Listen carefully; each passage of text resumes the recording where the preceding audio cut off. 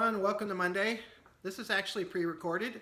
I am on vacation. I will be back tomorrow, but I did want to use this opportunity to answer a question that's been coming up in some of my client reviews, which is simply, how do I decide when to make shifts to the portfolio? So I'll start with my baseball analogy that I like to use.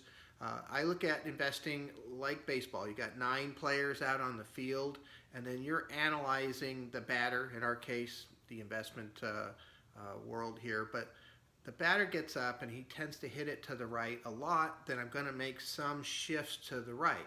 All right. Well, this particular environment has really created a lot more shifting than I am used to, which also feeds into my flexibility concept. I try not to get married too much to any one concept at any time because that can get me in trouble. So being flexible, I've added a lot of advanced healthcare and technology.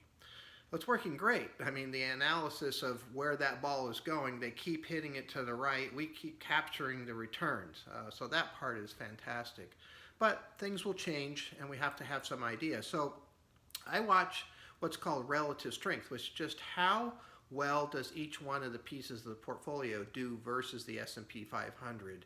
And I specifically look at weekly data, not just the day-to-day or the hour-to-hour.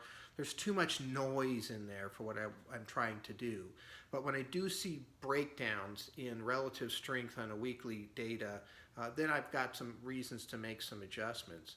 I always keep the portfolios that we're going to in my computer. So all the time. So right now, if the reopening stocks take off, I've already built the portfolio that I want to go to towards that. Matter of fact, 3 phases of that portfolio, phase 1, 2, and 3 that I move to.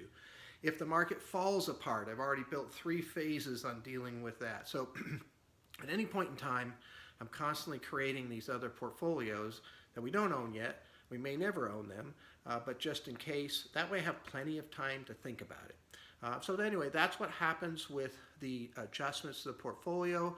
Generally speaking, I'd rather make fewer than less than more, but this year's been a little bit different, and we have been able to take advantage of that.